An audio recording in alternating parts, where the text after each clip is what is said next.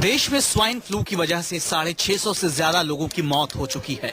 10,000 से ज्यादा लोग स्वाइन फ्लू से प्रभावित हैं। राज्य सरकारों का दावा है कि दवाइयों का पूरा कोटा है। केंद्र सरकार का दावा है कि राज्यों को पूरी मदद दी जा रही है। दिल्ली में टेस्ट का मुहमागा दाम लैब न ले सकें, इसलिए नियम बनाया गया है। ऐसे में कितने सच्चे हैं सरकारी दावे और क्या है उनकी जमीनी हकीकत? न्यूज 24 ने इसलिए किया है स्वाइन फ्लू का टेस्ट।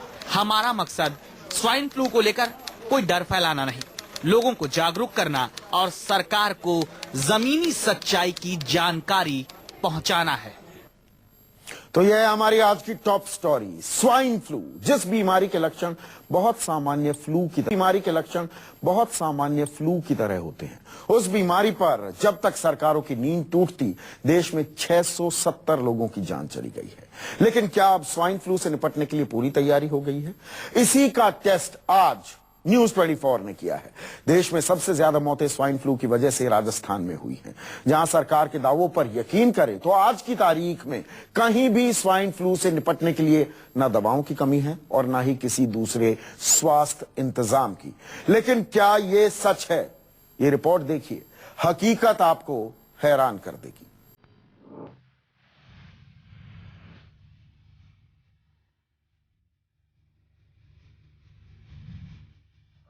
राजस्थान में स्वाइन फ्लू से 196 लोगों की जान जाती है।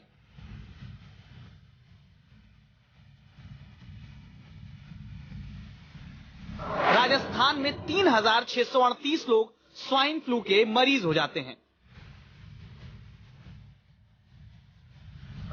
सबसे ज्यादा मौत राजधानी जयपुर में हुई है।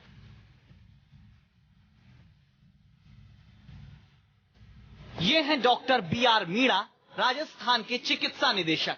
हैरान करने वाली रिपोर्ट देखने से पहले सुनिए इनका दावा। मेरे पास में सभी इंस्टीट्यूशंस के अंदर मैंने 30 लाख दवाइयां हमने खरीदी हैं। मेरे पास ये लिस्ट है कौन सी तारीख का ऑर्डर दिया। सरकारी हमारी दवाइयां सभी अस्पतालों के अंदर SMS के अंदर 30,000 गोलियां परसों शाम को दी है। उनकी 2,000 गोलियां रोज की कंजप्शन है। 30,000 गोलियां 15 दिन का कोटा मैंने एक साथ दिया है। इन दावों को सुनकर आपको भी लगेगा कि 196 मौत के बाद राजस्थान में अब स्वाइन फ्लू से निपटने के लिए सरकार ने पूरी तैयारी कर ली है, लेकिन ऐसा कतई नहीं है। 196 लोग अभी तक स्वाइन फ्लू के शिकार हो चुके हैं। सरकारी दावे कितने मजबूत और या महज दावे हैं, ये देखने के लिए हम इस वक्त खड़े हैं राजस्थान के सबसे बड़े हॉस्पिटल सवाई मानसिंह अस्पताल के सामने। राजस्थान का सबसे बड़ा सरकारी अस्पताल है सवाई मानसिंह, जहां स्वाइन फ्लू बीमारी में दी जाने वाली टेमीफ्लू नाम की दवा जरूर होनी चाहिए, जैसा कि डॉक्टर BR मीणा ने दावा भी किया। अब देखिए पहली दुकान। शॉर्टेज चल रही है तो डिमांड ज्यादा है और माल सप्लाई कम आ रहा है। जी, सरकार की तरफ से अधिकृत किया गया है आपको, उसमें आपने डिमांड करी सरकार से। सरकार कहां असमर्थता बता रही है? सरकार साहब मतलब जितनी डिमांड है उससे कम आ रही है। हम 100 पत्ते मांगते हैं तो हमारे पास 10 पत्ते आते हैं स्टॉक से। माना जा सकता है कि जयपुर के सवाई मानसिंह अस्पताल के बाहर एक दुकान पर टेमीफ्लू दवा खत्म हो गई हो, लेकिन ये देखिए दूसरी दुकान। टेमीफ्लू है क्या आपके पास? शाम को 6:30 बजे। शाम को 6:30 बजे खत्म हो गई? हाँ बस अभी भी खत्म हुई, 2 मिनट पहले हुई है। स्वाइन फ्लू के हमारे टेस्ट में चिकित्सा निदेशक के दावों की पोल खुल रही थी। जो टेमीफ्लू की 30 लाख दवाई 15 दिन का कोटा होने का दावा कर रहे थे, उससे कहीं अलग तस्वीर जयपुर में नजर आ रही है। सरकार ने जिस दुकान को स्वाइन फ्लू की दवा बेचने को कहा है, वहां पहुंचकर तो हमारे होश ही उड़ गए। सरकारी इसमें टेमीफ्लू नहीं रख रहे हैं? नहीं, हमारे तो लाइसेंस अलग होता है ना टेलीफोन पे। टेमीफ्लू का अलग से लाइसेंस लेना पड़ता है। ठीक है, हमारे 2 नंबर शॉप ऑथराइज्ड है उसके लिए। ठीक है, 2 नंबर शॉप अभी शायद बंद है। 2 नंबर शॉप ऑथराइज है, लेकिन ये दुकान बंद है। राजस्थान राज्य सहकारी उपभोक्ता संघ लिमिटेड मेडिकल ब्रांच, इसे ऑथराइज किया है सरकार ने। यहां से मिलेगी टेमीफ्लू की दवाई स्वाइन फ्लू के लिए, लेकिन ये दुकान अभी बंद है। एक मेडिकल स्टोर के बाहर जयपुर में हमें पंकज मिले, जो अपने भतीजे के लिए दवा लेने आए थे। डॉक्टर ने टेमीफ्लू प्रेस्क्राइब की है, लेकिन निराश होकर उन्हें लौटना पड़ा। इतनी दूर से आया हूँ सर, मानसर रहता हूँ, अभी तक यहाँ से घूम के आया हूँ, अभी तक तो मिली नहीं है। आगे क्या सोच सकते हो? और अब सरकारी बातें क्या लगती हैं आपको? बिल्कुल खोखली हैं जी। यानी जयपुर में चिकित्सा निदेशक का दावा कुछ और है। उनके लाख दावों के बावजूद सबसे बड़े अस्पताल के बाहर टेमीफ्लू दवा की कमी है, मरीज खाली हाथ लौट रहे हैं और सरकार की तरफ से अधिकृत मेडिकल स्टोर पर ताला लगा है। इसलिए अब हम पहुंचे स्वाइन फ्लू के टेस्ट के बाद उसकी हकीकत स्वास्थ्य विभाग के निदेशक नीरज पवन को बताने। कहीं पर ऐसी सूचना है कि जहां दवाई अगर नहीं है तो वो आज शाम तक उनको रिप्लेनिश कर दिया जाएगा और किसी भी सूरत में कहीं किसी को भी दवाई ना होने की वजह से प्रॉब्लम नहीं आएगी। अब आप भी अंदाजा लगा लीजिए, जिस राज्य में 196 लोगों की मौत स्वाइन फ्लू से हो चुकी है, जहां सरकारी दावों की पोल कैमरे पर सीधे खुलती है, वहां हकीकत बताने पर अफसरों को नींद टूटती है, वहां स्वाइन फ्लू से बचने का तरीका क्या सिर्फ अब भगवान भरोसे माना जाए। धीरज भटनागर, जयपुर, न्यूज 24। अब ये हकीकत डराने वाली है। जिस देश में मंगल पर पहुंचने का जश्न मनाया जाता है, उसी देश में सरकारें स्वाइन फ्लू बीमारी से लोगों को नहीं बचा पा रही हैं और मरीजों को जो दवाई है वो पूरी तरह से मुहैया नहीं हो पा रही है। अब आपको दिखाते हैं देश की राजधानी और बाकी राज्यों में क्या हाल है। स्वाइन फ्लू का एक और चौंकाने वाला टेस्ट।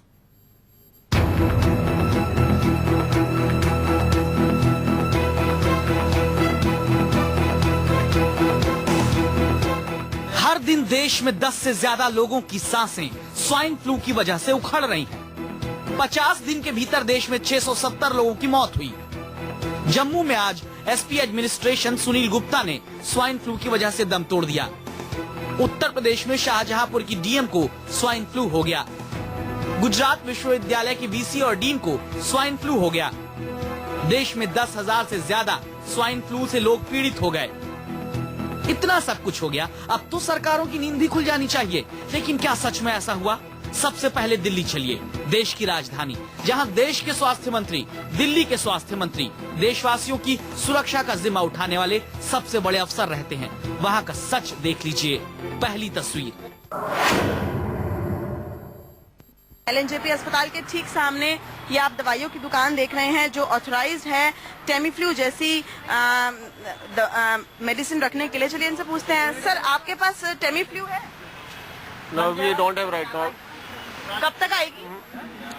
Maybe by tomorrow. यह है हाल देश की राजधानी का स्वाइन फ्लू के टेस्ट में, जहां 7 मरीज दम तोड़ चुके हैं और लाख दावों के बावजूद एलएनजेपी अस्पताल के बाहरी मेडिकल स्टोर पर टेमीफ्लू का स्टॉक नहीं। मंत्री अफसरों ने कहा है कि दिल्ली में 40 नई दुकानों को लाइसेंस दिया गया। अब जरा वो भी देखिए। आपके पास पहले लाइसेंस नहीं था, अभी जो है आपने लाइसेंस की मांग की है? मैम कल ही हमारे को दिल्ली सरकार की तरफ से ऑन द स्पॉट ही यहाँ पे लाइसेंस इशू किया गया है शेड्यूल एक्स का, तो हमने ऑर्डर भी प्लेस कर दिया है। आज हमारे पास मेडिसिन भी अभी थोड़ी देर में आ जाए। 700 मौतों का आंकड़ा देश में होने वाला है, लेकिन सरकारों, अफसरों की नींद आराम से टूट रही है। एक दिन लाइसेंस दिया जाता है, दूसरे दिन दवा का ऑर्डर जा रहा है, तीसरे दिन दवा का इंतजार किया जा रहा है। क्या वाकई सरकारें आम लोगों को बचाना चाहती हैं? हमारे पास सारे कुछ हैं और किसी चीज की जरूरत नहीं है। सिर्फ महाराष्ट्र है जिनको कुछ वैक्सीन की जरूरत है फॉर द हेल्थ वर्कर, क्योंकि हेल्थ वर्कर को ही वैक्सीन देने की जरूरत पड़ती है, बाकी किसी को नहीं। और बाकी जितनी चीजें हैं सबके पास है। हद है साहब, दवाई रखी हुई है लेकिन जनता तक नहीं पहुंच रही। दुकानों में हर जगह नहीं मिल रही, लाइसेंस बट रहा, लेकिन दवा आने के लिए इंतजार कीजिए। जो बात हमारे स्वाइन फ्लू के टेस्ट में सामने आ रही है, वही सच कैबिनेट सेक्रेटरी ने भी माना, जिन्होंने आज ही स्वाइन फ्लू के फैलते असर पर बड़ी बैठक की है। यदि अगर समय से इसका पकड़ में आ जाए, पता लग जाए क्या है और उसका उपचार हो जाए, तो इसमें खतरे की बात नहीं होगी, ये कंट्रोल हो जाता है बड़ी आसानी से। नोएडा में स्वाइन फ्लू के अब तक 32 मरीज सामने आए हैं, लेकिन बाकी राज्यों में इस बीमारी का कहर देखने के बाद भी मानो अफसरों की नींद नहीं खुली। अस्पताल में अभी टेमीफ्लू दवा मंगवाने की तैयारी की जा रही है। साल कोई भी स्वाइन फ्लू का पेशेंट नहीं था। मेडिसिन कॉस्टली भी होती है, हालांकि कॉस्टली मटेरियल होती है ऐसे केसों में, लेकिन चूंकि नहीं और दवाई इंपोर्ट करनी पड़ती है तो आवश्यकता अनुसार ही इंपोर्ट किया जाता है। चूंकि आवश्यकता महसूस नहीं हुई इसलिए ये इंपोर्ट नहीं हुई। गाजियाबाद, जहां स्वाइन फ्लू से अब तक 3 मौत हो चुकी है, 250 मरीज सामने आ चुके हैं, वहां भी दवा का पूरा स्टॉक मौजूद नहीं। दवाई जयपुर से आने का इंतजार किया जा रहा है। लखनऊ के आदेश पर हमारी गाड़ी कल जा चुकी है, आज जयपुर से वो दवाई उठा के आएगी जो कि लखनऊ भी भिजवाई जाएगी, उसमें से भी अभी दवाई हम लोगों के पास सफिशिएंट अमाउंट में है। मध्य प्रदेश, जहां स्वाइन फ्लू की वजह से मौत का आंकड़ा 100 पहुंचने वाला है, वहां जांच की रिपोर्ट आने में ही 5 से 6 दिन लग रहे हैं। आपकी रिपोर्ट आई क्या? जी नहीं, अभी तक नहीं आई। 5 दिन बीत गए और रिपोर्ट नहीं आई थी। और इसके लिए 2 ही लैबें बनाई गई हैं। मेरी तरफ से एक गुजारिश है सरकार से, इसके लिए और लैबें तैयार की जाएं ताकि मरीजों को आसानी हो सके। आप कितने दिन से भर्ती हैं? मैं 14 तारीख से भर्ती हूँ, 6 दिन हो गए आज। 6 दिन हो चुके हैं। रिपोर्ट आई आपकी? नहीं, अभी नहीं। अब देखिए मुंबई में क्या तैयारियां हैं। महाराष्ट्र में 80 लोग स्वाइन फ्लू से जान गंवा चुके हैं, मुंबई में 10 लोग। लेकिन मुंबई में हाल क्या है? वही जो देश के दूसरे हिस्सों में दिखा। टेमीफ्लू दवा मेडिकल स्टोर्स तक पहुंच नहीं रही। नाम की जो दवा है स्वाइन फ्लू के लिए, क्या वो आपके स्टोर पे मिल रही है, नहीं मिल रही है? नहीं मिल रही है, आउट ऑफ स्टॉक है। Out of stock.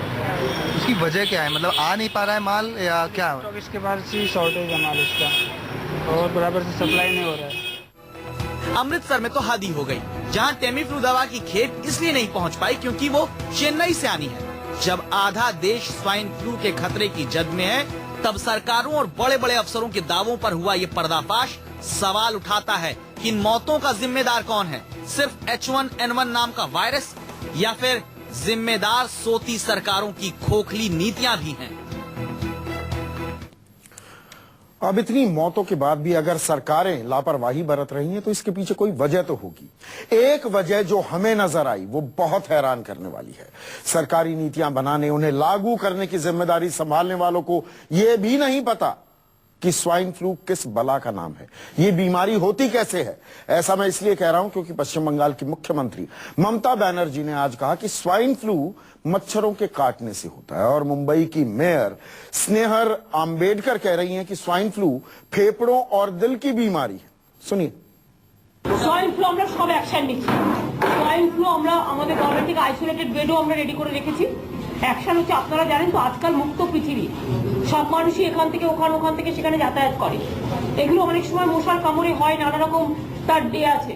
वातावरणामध्ये फरक झाल्यामुळे जसं आपण आता डेंग्यूसाठी प्रयत्न करत होतो आणि डेंग्यूला बऱ्यापैकी आपण हे केलं, आणि जसं वातावरणाचं उष्णता वाढली तसं डेंग्यू हे झाला, परंतु त्याचा लगेच परिणाम दुसरा झाला की स्वाइन फ्लू सारखे जे फुफ्फुसाचे आजार असतात, हृदयाचे।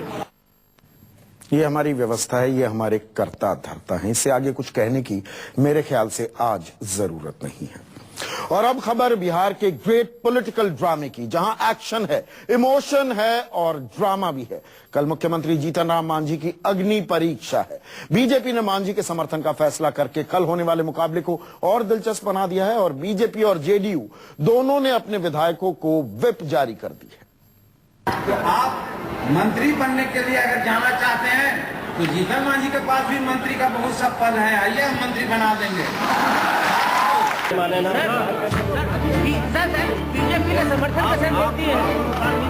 बिहार में अग्नि परीक्षा से 24 घंटे पहले मुख्यमंत्री जीतन राम मांझी कह रहे थे, मंत्री पद की सेल लगी है, सेल, वोट दो, मंत्री पद लो।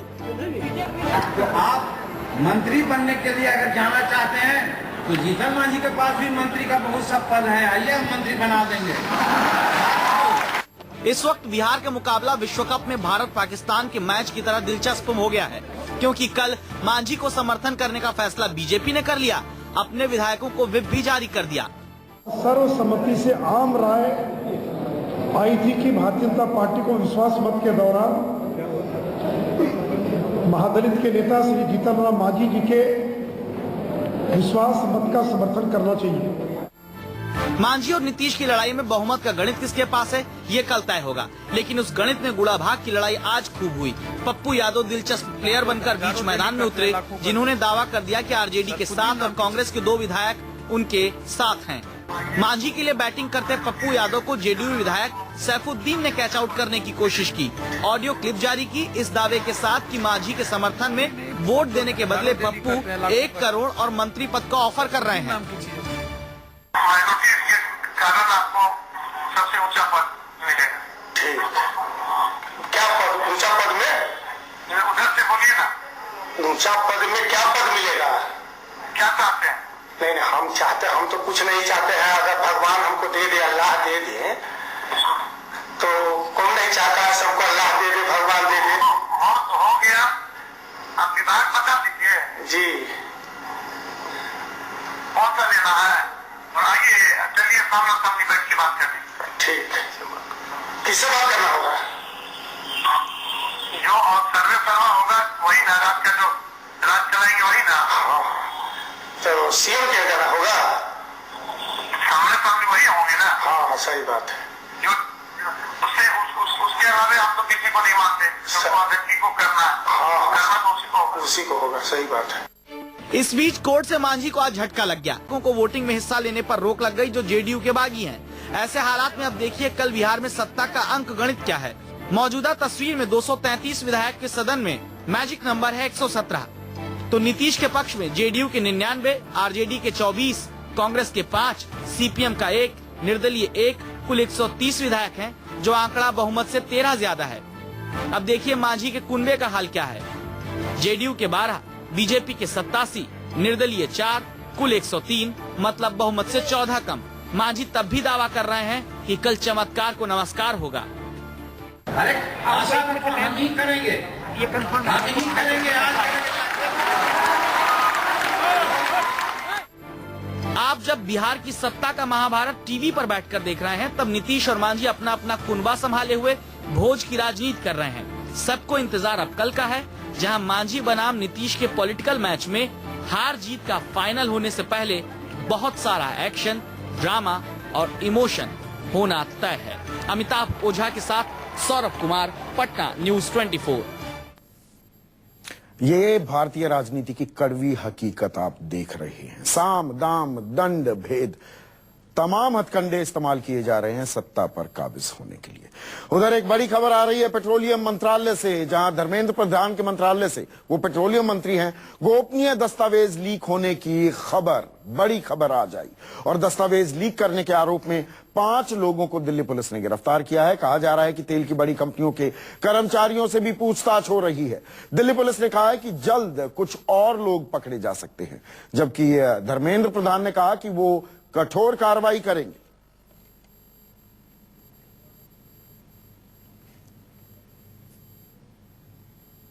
एक स्वतंत्र प्रशासन चलाने में, निष्पक्ष प्रशासन चलाने में इस प्रकार की घटना बहुत घातक होती है, बहुत चिंताजनक होती है।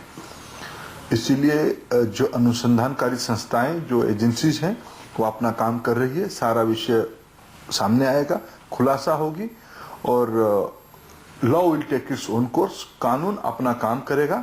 इसी में से सरकार कड़ाई से चीजों को, जो एजेंसीज काम कर रहे हैं, सब कड़ाई से उसको बरतेंगे। किसी को